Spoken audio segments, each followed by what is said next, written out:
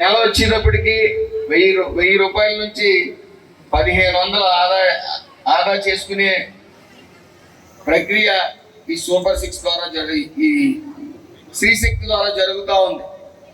అలాగే ఏటా 1,75,000 మంది మహిళల్ని స్వయం ఉపాధి వాళ్ళ కాళ్ళ మీద వాళ్ళు నిలబడే విధంగా అనేక శిక్షణా కార్యక్రమాలు ఇవ్వడానికి సిద్ధపడ్డది ప్రభుత్వం.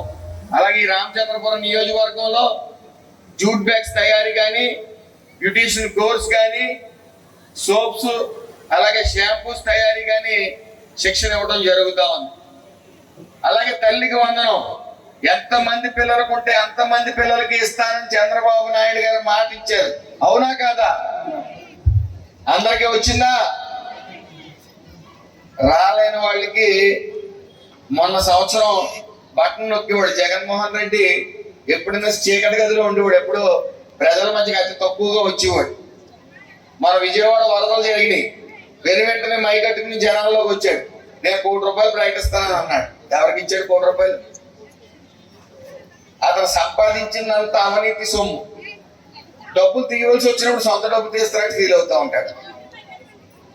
ఇవన్నీ కూడా మొత్తం దేశం అంతా కూడా ఫాలో అయ్యి పథకాలు. అలాగే చంద్రబాబు నాయుడు గారు వచ్చిన తర్వాత డ్వాక్రా గ్రూపులు సృష్టికర్త ఎవరండి? ఈరోజు మరి సగౌరవంగా మేము చెప్పుకున్నాం. ఆడవాళ్ళకి దృష్టిలో పెట్టుకుని ఆడవాళ్ళు సంతోషంగా ఉండాలని దీపం పథకం ఏర్పాటు చేసి సంవత్సరానికి 3 సిలిండర్లు ఇచ్చారు. అవునా కాదా? చెప్పట్లేదు ఎవరు. ఆ ఆలోచన ముందు ఎవరన్నా చేశారా? అలాగే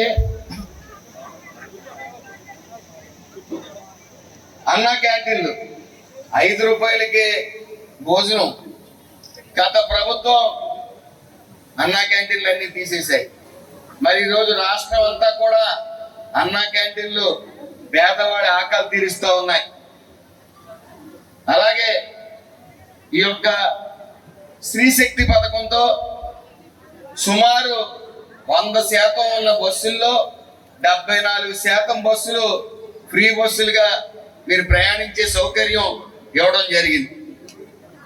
మీరు కేవలం ఆధార్ కార్డు లేకపోతే ఓటర్ ఐడి తీసుకుని మీరు ఉచితంగా బస్సు ఎక్కడికైనా రాష్ట్రంలో ఎక్కడికైనా ఉచితంగా ప్రయాణించే అవకాశం ఏర్పాటు చేశారు. అలాగే మీరు అందరూ గుర్తించాలి, సుమారు ఆడవాళ్ల రక్షణ కోసం, సంక్షేమం కోసం 4,332 కోట్లు కేటాయించడం జరిగింది బడ్జెట్ లో.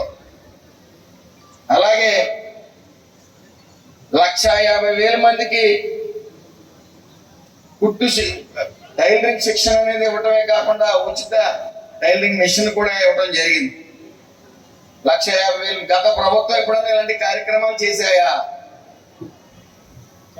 అసలు ఆడవాళ్ళ కష్టాలు తెలిస్తే కదా మనిషికి, జగన్మోహన్ రెడ్డికి. ముందు అధికారంలో లేనప్పుడు చెల్లి తల్లిని రోడ్ల మీద తిప్పాడా లేదా? షర్మిలాని విజయమ్మని తిప్పాడా లేదా? అతను పని అయింది, సీఎం అయ్యాడు, తన్ని తరివేశాడు. దేనికోసం తరివేశాడండి? ఆస్తి కోసం. అంతకన్నా దుర్మార్గుడు ఇంకొకడు ఉంటాడా? ఇంట్లోనే న్యాయం చేయలేనోడు రాష్ట్ర మహిళలకు ఏమైనా చేయగలుగుతాడా? ఇంట్లో మహిళలకు చేయలేనోడు. ఉపయోగించుకుంటా ఉన్నారు ఉచిత బస్సు ప్రయాణాన్ని ఇస్తా ఉన్నారు. దానికి సుమారు 162 కోట్ల భారం నెల పడతా ఉంది రాష్ట్ర ప్రభుత్వం మీద. అలాగే సంవత్సరానికి 1,942 కోట్లు భారం పడతా ఉంది. అయినప్పటికీ సూపర్ 6 లో హామీ ఇచ్చారు, ఇస్తాను అని. ఆ రకంగానే ఇలా సూపర్ 6 సూపర్ హిట్ అయింది. సూపర్ 6 ఏమైంది? గట్టిగా చెప్పాలి. Super hit.